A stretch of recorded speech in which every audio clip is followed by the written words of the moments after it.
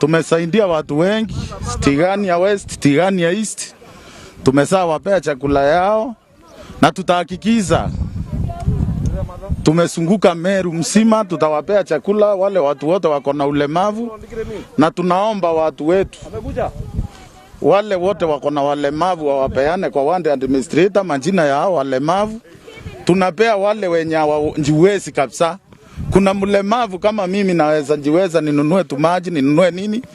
Mtu kama huyo usidhulumu wale wengine wenye hawatoki kwa vitanda. Ile ingine sisi tunaomba ni viongozi wetu wale wengine wakuja watusaidia, hata sisi tusiwe mzigo yote tunapea gavana. Gavana kila kitu gavana amesaanza njane yake. Kuna watu wetu wale walipewa nyadhifa za kusimamia watu. Tuko na MP, tuko na women rep, tuko na senators. Tunawaomba tusiongee tukiwa kwa mambo mazetu.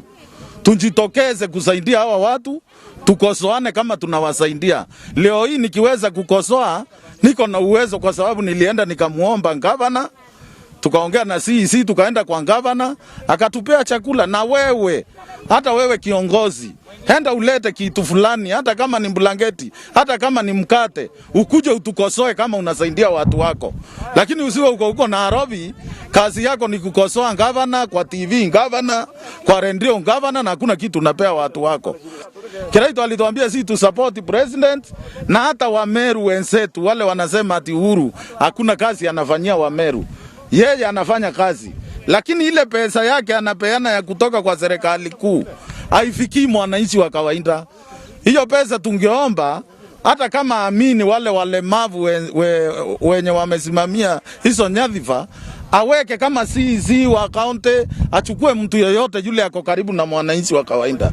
Ndio hii chakula ifikie hawa watu, na tunashukuru president. Hiyo pesa unatoa ni pesa mingi sana, na kwa siasa usitishwe. Endelea kufuta, yule anakusumbua futa.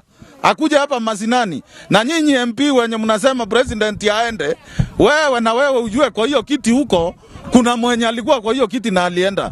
Kwa hivyo kutisha ataenda, hata wewe ukirundi hapa kuja na chakula, kuja na kitu ile unasaidia naye watu wako. Kama hauna, kaa huko, utakuja 2022 tunakungoja si hapa masinani.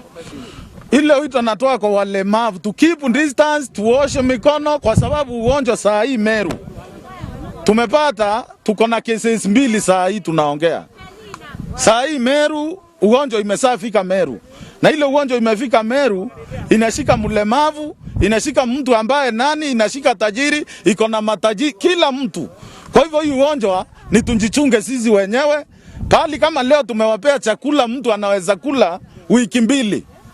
Serikali ya kaunti imewapea chakula, mtu anaweza kula kwa wiki 2. Hiyo chakula endeni mkae kwa nyumba, tusukume hii ugonjwa.